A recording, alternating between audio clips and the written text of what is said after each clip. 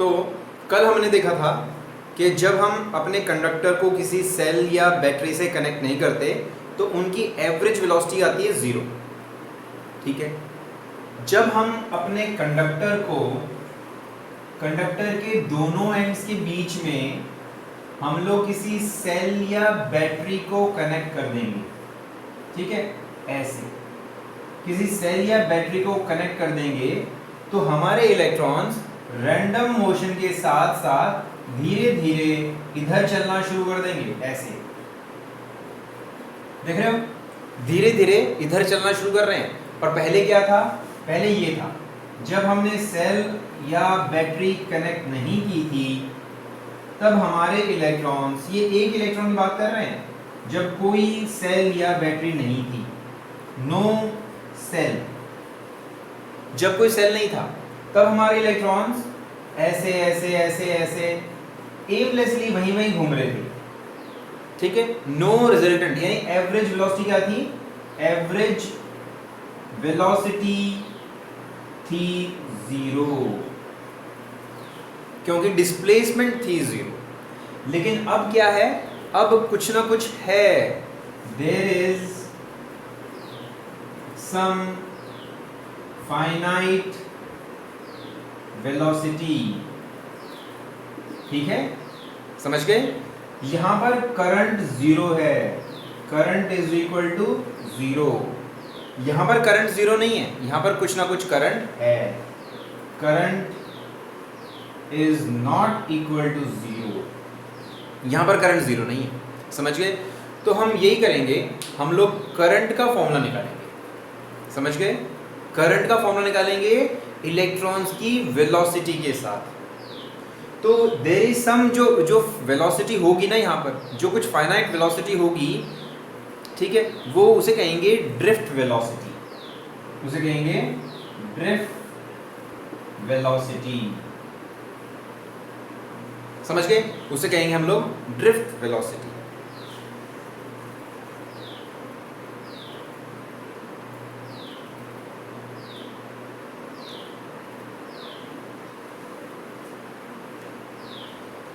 Clear? तो अब निकालेंगे relation between current and drift velocity. Relation between current and drift velocity. Relation between current and drift velocity. ठीक है, एक important derivation करने जा रहे हैं हम लोग, करंट और ड्रिफ्ट वेलोसिटी के बीच में फॉर्मूला।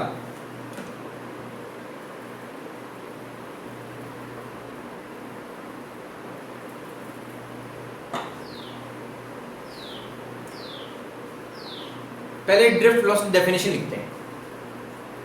ड्रिफ्ट वेलोसिटी,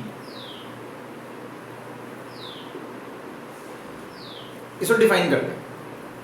कैसे डिफाइन करें? जब हम अपने कंडक्टर के दोनों एंड्स के बीच में सेल नहीं जोड़ा था, सिंपल सी भाषा में कहें तो तार के साथ बैटरी नहीं जोड़ी थी, तब उसमें से करंट 0 था, क्योंकि एवरेज वेलोसिटी इलेक्ट्रॉन्स की कैसी थी? 0 थी, क्योंकि हमारे इलेक्ट्रॉन्स रैंडमली मूव कर रहे थे। लेकिन अब हमने अपने कंडक्टर्स को वायर को सेल के दोनों टर्मिनल्स के बीच में जोड़ दिया है। समझ गए? सेल के दोनों टर्मिनल्स के बीच में जोड़ दिया है, तो क्या होगा? अब इलेक्ट्रॉन्स की जो वेलोसिटी है वो 0 नहीं होगी। The average velocity of electrons is not 0। तो एवरेज वेलोसिटी 0 कब नहीं होगी? जब कंडक्टर को किसी सेल या बैटरी के साथ जोड़ देंगे, तब जो एवरेज वेलोसिटी आएगी उसको कहेंगे drift velocity. So it is the average velocity,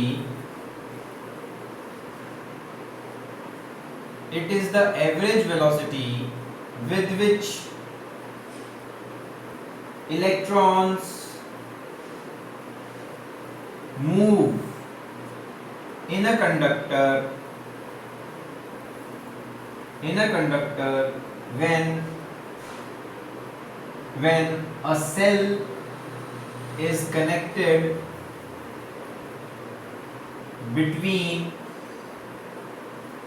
its two ends, ठीक है, उसके दोनों किनारों के बीच में अगर सेल जोड़ दिया जाए तो जो करंट फ्लो करेगा उस मतलब जो वेलोसिटी होगी उसी को कहेंगे ड्रिफ्ट वेलोसिटी। समझ गए?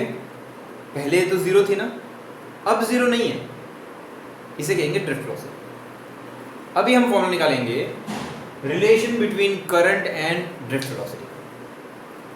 सो relation between current and drift velocity note कर लिया होगा, नोट कर लो फटाफट। फिर हम करेंगे relation between current and drift velocity.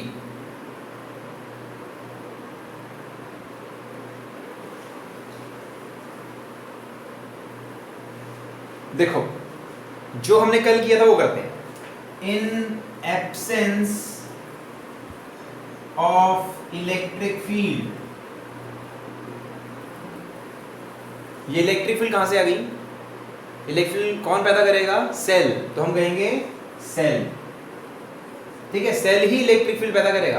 तो जब इलेक्ट्रिक फील्ड नहीं होगी तब u1 प्लस u2 वेलोसिटी का जो एवरेज आता है वो क्या आएगा? वो आएगा 0। समझ गए?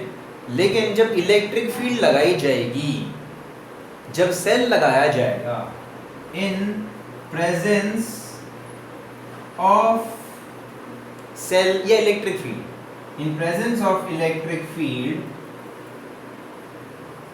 या कह लो सेल या पोटेंशियल डिफरेंस, कुछ भी कह सकते हो, सेल, तब हमारे इलेक्ट्रॉन्स की एवरेज वेलोसिटी जीरो नहीं होगी। तो v1 पहले u लिखा था ना, अब लिख रहे हैं v1 v2 करते करते करते vn अपॉन n। तो जो वेलोसिटी होती है जब सेल लगाया जाएगा उसको क्या नाम देंगे? ड्रिफ्ट वेलोसिटी, vd, ठीक है, कोई प्रॉब्लम नहीं। बिना सेल के जीरो, सेल के साथ vd, ड्रिफ्ट वेलोसिटी, ओके। अब v का फॉर्मूला निकालेंगे। याद रखो ये वेलोसिटी वो वेलोसिटी है इलेक्ट्रॉन्स की जब हमने कंडक्टर के अंदर इलेक्ट्रिक फील्ड पैदा कर दी है, यानी कि कंडक्टर्स के दोनों किनारों के बीच में वोल्टेज डेवलप कर दिया, सेल कनेक्ट कर दिया, ठीक है।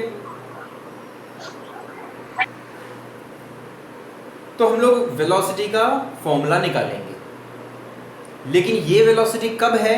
ये वेलोसिटी तब है जब हमने इलेक्ट्रिक फील्ड पैदा की है, हमारे कंडक्टर्स के दोनों किनारों के बीच में वोल्टेज डेवलप करी है, ठीक है, यानी हमारे इलेक्ट्रॉन्स पे फोर्स लगना शुरू हो गया है, तब की बात है। तो करते हैं इसको, इसे नोट कर लिया। अब देखो जब हमने अपने कंडक्टर को जिसकी लेंथ है L, ठीक है, इसकी लेंथ है L, एरिया है A, और हमने इसको सेल के साथ जोड़ा है, सेल के साथ कनेक्ट किया है, ठीक है, सेल के साथ कनेक्ट किया है, तब अंदर इलेक्ट्रिक फील्ड पैदा हो गई है, और अंदर क्या है? हमारे इलेक्ट्रॉन्स हैं। क्या इलेक्ट्रॉन्स पे फोर्स लगेगा? हाँ, फोर्स लगेगा। So force on electrons is equal to E, है कि नहीं? क्योंकि इलेक्ट्रिक फील्ड होता है फोर्स पर यूनिट चार्ज, तो फोर्स होगा QE। लेकिन यहां पर हम Q की जगह क्या लिखेंगे? इलेक्ट्रॉन का चार्ज, तो फोर्स होगा E।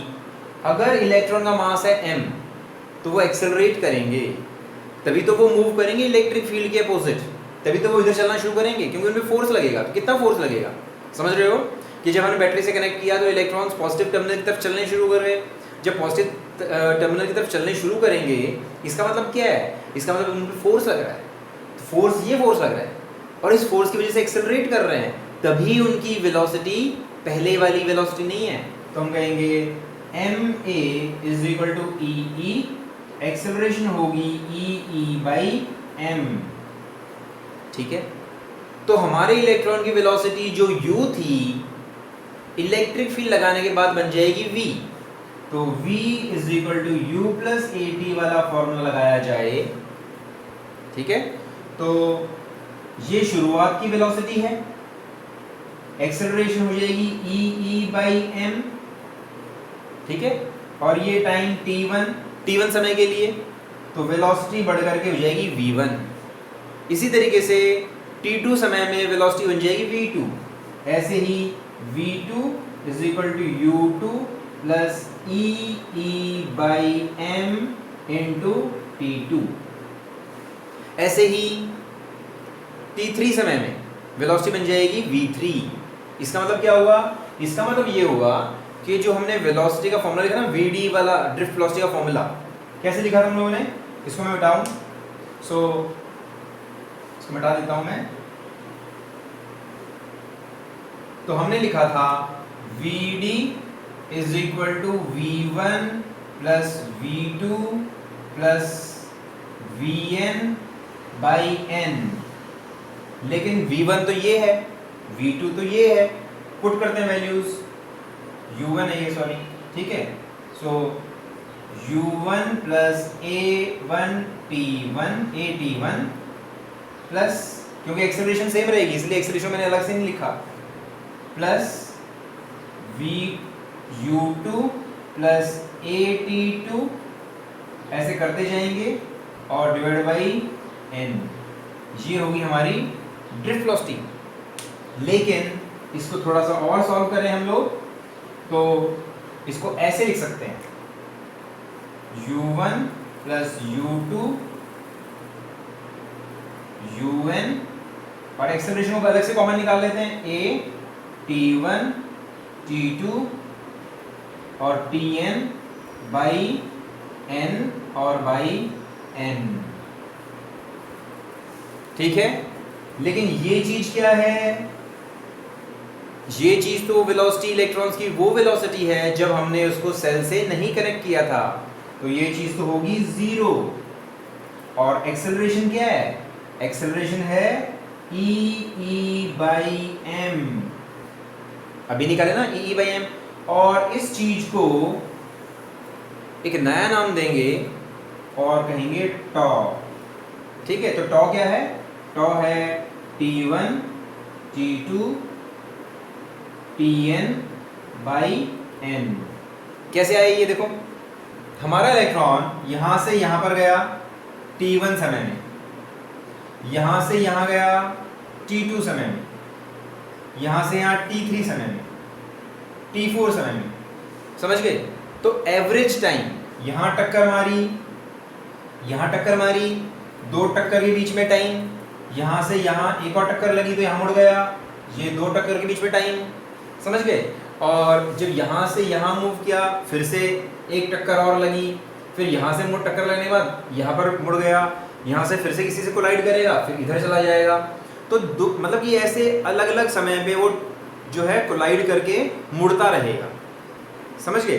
तो इसीलिए ये जो टाइम है ना, ये इसको कहते हैं it is average time between two collisions. दो टक्करों के बीच में एवरेज टाइम, यानी हर टक्कर के बीच में लगभग एवरेज कितना टाइम लगता है, इसीलिए इस चीज को हमने कहा है टॉ। तो ये ड्रिफ्ट वेलोसिटी का फॉर्मूला आ गया इलेक्ट्रिक फील्ड के फॉर्म में, समझ गए? इसको आगे चल करके हम लोग करंट के फॉर्म में कन्वर्ट करेंगे। पहले ये चीज क्लियर हुई सभी को? फिर से बताता हूं मैं। पहली बात तो मैं क्लियर है कि जब हमने सेल को मतलब कंडक्टर को सेल के दोनों टर्मिनल्स के बीच में नहीं जोड़ा था, तो रैंडम मोशन इलेक्ट्रॉन्स का कैसा था? रैंडम मोशन था, तो करंट कितना था? 0 था। लेकिन जब हमने कंडक्टर को सेल के साथ कनेक्ट कर दिया, तब इलेक्ट्रॉन्स धीरे धीरे पॉजिटिव टर्मिनल की तरफ सरकने लग गए। उस सरकने की स्पीड को कहेंगे ड्रिफ्ट वेलोसिटी। हर इलेक्ट्रॉन करेगा ऐसे, हम एक एग्जांपल लेकर के चल रहे हैं।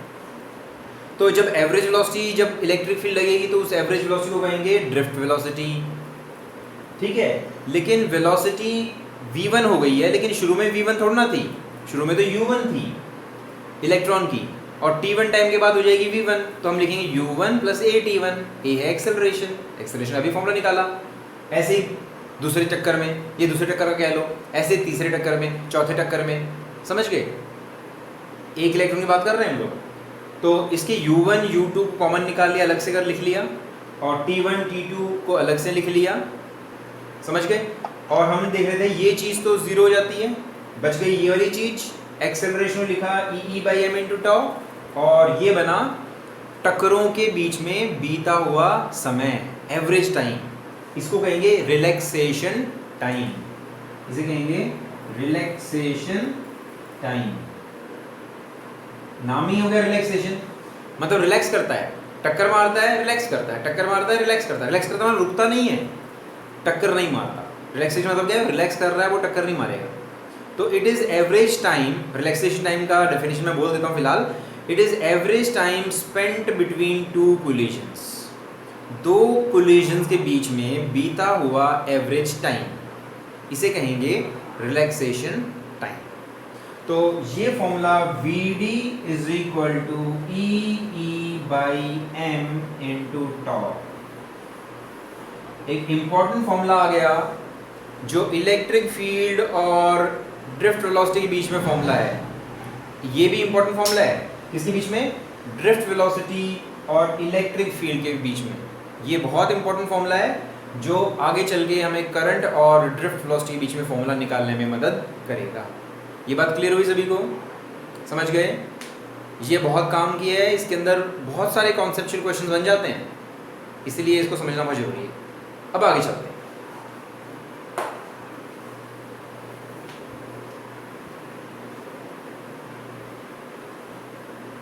तो हमारा जो कंडक्टर था जिसकी लेंथ थी L, जिसका एरिया था A, और दोनों टर्मिनल्स के बीच में हमने जोड़ी थी बैटरी, ठीक है, उसमें करंट क्या होगा?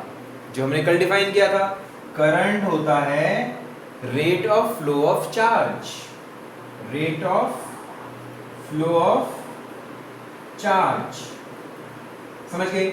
यानी कितना चार्ज फ्लो करता है। क्लियर? तो हम लोग कहेंगे, मान लो Q चार्ज फ्लो कर गया, यहां से यहां Q चार्ज फ्लो कर गया, Q चार्ज, और टाइम लगा T, यहां से यहां तक टाइम लगा T। तो याद रखो, यहां से यहां तक हमारे इलेक्ट्रॉन्स को जाने में टाइम कितना लगेगा? टाइम लगेगा T = L distance by speed. Speed कितनी है? VD, ड्रिफ्ट वेलोसिटी, क्योंकि हमारा इलेक्ट्रॉन यहां से यहां किस वेलोसिटी से चलेगा? ड्रिफ्ट वेलोसिटी से चलेगा। तो टाइम कितना लगेगा? L/VD, ठीक है। और कोई एक इलेक्ट्रॉन थोड़ा ना, सारे ही चार्ज चलना शुरू कर देंगे, सारा ही चार्ज चलना शुरू कर देगा।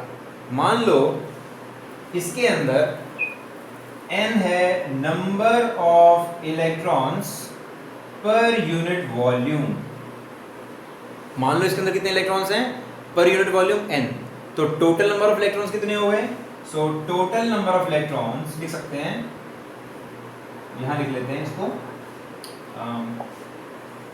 Total number of electron is equal to n into area into length. देखो n है number of electrons per unit volume, unit volume के नंबर इलेक्ट्रॉन्स, और टोटल वॉल्यूम कितनी है? टोटल वॉल्यूम तो एरिया इंटू लेंथ है कंडक्टर की, इस सिलेंडर की वॉल्यूम क्या होगी? Area into length. तो टोटल नंबर ऑफ इलेक्ट्रॉन्स होंगे n, एरिया इंटू लेंथ। सो ये हो गया total charge. So total charge कितना हो जाएगा? टोटल चार्ज Q हो जाएगा टोटल नंबर ऑफ इलेक्ट्रॉन्स और एक इलेक्ट्रॉन का चार्ज। लेकिन n क्या है? n तो है NaL और E, ये टोटल चार्ज हो गया। तो अब इस फॉर्मूले में क्या लिखेंगे? Q की जगह क्या लिखेंगे? NaLE, okay. और टाइम को क्या लिखेंगे? टाइम क्या है? टाइम है L/VD। तो ये बन जाएगा L से L कैंसिल, EVD। सो हमारा करंट का फॉर्मूला आया I = NaEVD। समझ गए? क्लियर है सभी को? तो ये फॉर्मूला आ गया करंट और ड्रिफ्ट वेलोसिटी के बीच में। ये फॉर्मूला है करंट और ड्रिफ्ट वेलोसिटी के बीच में। फिर से एक बार एक्सप्लेन करता हूं मैं, ध्यान से सुनो। देखो, करंट होता है rate of flow of charge, यानी चार्ज बाय टाइम, ठीक है। लेकिन चार्ज क्या है, टोटल चार्ज क्या है हमारे कंडक्टर के अंदर? तो हमें दिया हुआ है n, स्मॉल n, ये हमें दिया हुआ है। क्या है ये? Number of electrons per unit volume. क्या है ये? Number of electrons per unit volume. Unit volume के अंदर कितने इलेक्ट्रॉन्स हैं वो दिया हुआ है। और वॉल्यूम क्या हमारे कंडक्टर की? Area into length. तो टोटल चार्ज कितना होगा? Number of electrons per unit volume, volume of the conductor, ठीक है, और एक इलेक्ट्रॉन चार्ज। और टाइम कितना लगेगा? इलेक्ट्रॉन यहां से यहां तक जो टाइम लगेगा वो होगा length upon velocity, length upon velocity. और इसकी वैल्यू पुट करने के बाद हमें मिला important formula, relation between current and drift velocity. तो दो इंपॉर्टेंट चीज आ गई हमारे पास, एक तो करंट और ड्रिफ्ट वेलोसिटी के बीच में फॉर्मूला, और दूसरा ड्रिफ्ट वेलोसिटी और इलेक्ट्रिक फील्ड के बीच का फॉर्मूला। ये काम आएंगे दोनों फॉर्मूले, समझ गए? तो ये फॉर्मूला है relation between current and drift velocity. Clear? बात समझ आई सभी को? अब हम लोग अगला टॉपिक चलते हैं और हम डिराइव करेंगे एक बहुत इंपॉर्टेंट फॉर्मूला, बहुत फेमस फॉर्मूला जो आप छोटी क्लास से पढ़ते आ रहे हो, और वो है ओम्स लॉ। हम लोग डिराइव करेंगे ओम्स लॉ। क्लियर? आप लोगों ने पढ़ा भी होगा लेकिन डिराइव नहीं किया होगा। तो अब हम लोग डिराइव करेंगे ओम्स लॉ। तो ओम्स लॉ,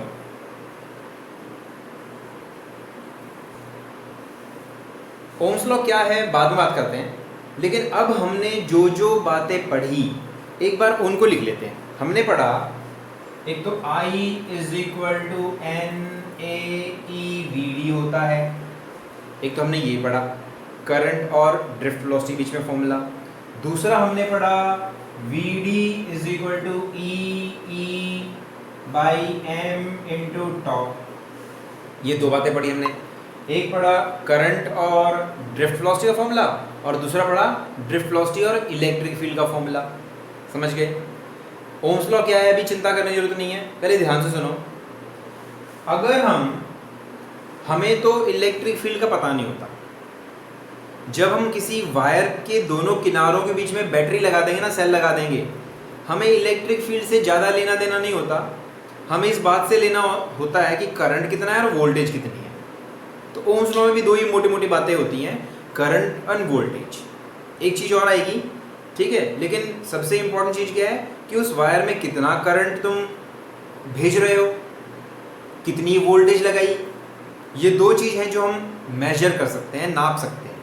इलेक्ट्रिक फील्ड हमें नज़र में भी नहीं आती, ना ही हमें कभी जैसे कभी एक्सपेरिमेंट करते हैं तो इलेक्ट्रिक फील्ड की बात भी हम कम करते हैं, हम तो वोल्टेज और करंट की बात करते हैं। तो हम क्यों ना इलेक्ट्रिक फील्ड को वोल्टेज में कन्वर्ट कर लें। तो इलेक्ट्रिक फील्ड और वोल्टेज का फॉर्मूला क्या है? इलेक्ट्रिक फील्ड और वोल्टेज का फॉर्मूला है V by L, voltage by length. कैसे? अगर ये हमारा कंडक्टर है और इसके बीच में हमने बैटरी लगाई है, बैटरी वोल्टेज है V, इस वायर की लेंथ है L, इलेक्ट्रिक फील्ड है E, तो E होगा V बाई L। इजी, कोई मुश्किल वाली बात नहीं है। तो इलेक्ट्रिक फील्ड होगी वोल्टेज बाई लेंथ, तो वोल्टेज में कन्वर्ट हो गया। तो हम क्या करेंगे, हम अपनी इस वाले फॉर्मूले में VD के फॉर्मूले में हम लोग लिख लेंगे E by M, electric field की जगह वोल्टेज बाई लेंथ। ठीक है, आसान सी बात। अब इसको हम लोग इस वाले फॉर्मूले में पुट कर देते हैं, ठीक है, इस ड्रिफ्ट वेलोसिटी फॉर्मूले को करंट वाले फॉर्मूले में पुट कर देते हैं। So I is equal to NAE, ठीक है, और VD की जगह E by M V by L into top. Simple calculation. और ये बना N A E square tau by M L into voltage, ये मिला। यही इंपॉर्टेंट फॉर्मूला है, यही एक काम का फॉर्मूला आया। देखो इसको थोड़ा सा और कैसे लिखेंगे, हम इसको और ऐसे लिख सकते हैं, I is equal to N A E square tau by M L into voltage. ये एक बहुत ही काम का फॉर्मूला आ गया, आप लोगों को नजर नहीं आ रहा होगा, लेकिन इसमें देखो बहुत काम का फॉर्मूला है। एक तरफ है करंट, एक तरफ है वोल्टेज, यही दो चीज हमें नजर आती हैं। ये चीज हमें ज्यादातर मतलब की नहीं होती हमारे लिए, लेकिन इसको भी मतलब की चीज बनाएंगे। लेकिन बातों बातों में यही तो है ओम्स लॉ। क्या है ओम्स लॉ? करंट वोल्टेज, एक तरफ करंट एक तरफ वोल्टेज, वोल्टेज बढ़ेगी करंट बढ़ेगा, यही ओम्स लॉ है। समझ गए? Current is proportional to voltage, यही ओम्स लॉ है। समझ गए? करंट वोल्टेज के प्रोपोर्शनल। सीधी सी बात है, अगर तुम बैटरी की वोल्टेज को बढ़ाओगे तो वायर में करंट भी बढ़ेगा, तो यही ओम्स लॉ है। तो इसको और अच्छे तरीके से हम लोग लिखते हैं, ठीक है, यही ओम्स लॉ हमने डिराइव किया है। इसको और अच्छे तरीके से लिखते हैं तो हम लिखेंगे I is equal to N A E square tau by M L into V. लेकिन छोटी क्लास में हम क्या पढ़ते हैं? I is equal to V by R होता है ना। अगर करंट वोल्टेज के प्रोपोर्शनल है तो वोल्टेज बाई करंट, अगर वोल्टेज बढ़ेगी करंट बढ़ेगा, अगर वोल्टेज बढ़ेगी तो करंट भी बढ़ेगा। लेकिन दोनों का जो रेशो है ना, दोनों का जो रेशो है वो कांस्टेंट रहेगा। इस कांस्टेंट को ही हम कहते हैं आर, यानी रेजिस्टेंस। इस कांस्टेंट को हम कहते हैं रेजिस्टेंस आर। तो आर क्या हुआ? इसको कंपेयर करो, इन दोनों फॉर्मूले को कंपेयर करो तो आर क्या हुआ? आर हुआ M L by N A E square tau. एक तो रेजिस्टेंस वाली बात समझ में आ गई, और दूसरी बात ये समझ में आ गई कि current is proportional to voltage, यही तो है ओम्स लॉ। इसकी स्टेटमेंट अभी लिखते हैं, लेकिन अभी हमने मैथमेटिकली प्रूव किया, यही है ओम्स लॉ। समझ में आई बात? हमने कुछ भी मुश्किल काम नहीं किया। हमने करंट और ड्रिफ्ट वेलोसिटी का जो फॉर्मूला निकाला था, I is equal to N E A V D, V D के अंदर हम लोगों ने फॉर्मूला निकाल दिया, उसमें पुट किया इलेक्ट्रिक फील्ड वाला, ठीक है, और इलेक्ट्रिक फील्ड को हमने वोल्टेज में कन्वर्ट किया। उसके बाद वैल्यू पुट करने के बाद हमें ये मिला। इससे क्या प्रूव होता है? इससे प्रूव होता है करंट वोल्टेज के प्रोपोर्शनल है। इससे ये प्रूव होता है करंट वोल्टेज के प्रोपोर्शनल है। इसका मतलब ये है कि वोल्टेज बढ़ेगी तो करंट बढ़ेगा, वोल्टेज बढ़ेगी तो करंट बढ़ेगा, लेकिन दोनों का जो रेशो है वो कांस्टेंट रहेगा। इस कांस्टेंट को कहते हैं रेजिस्टेंस आर। ठीक है, तो आज इतना ही करते हैं, कल और इसके बारे में आगे डिस्कस करेंगे इसके बाद, और मैं स्टेटमेंट भी लिखूंगा ओम्स लॉ की। ओके, तो सी यू टुमारो, बाय।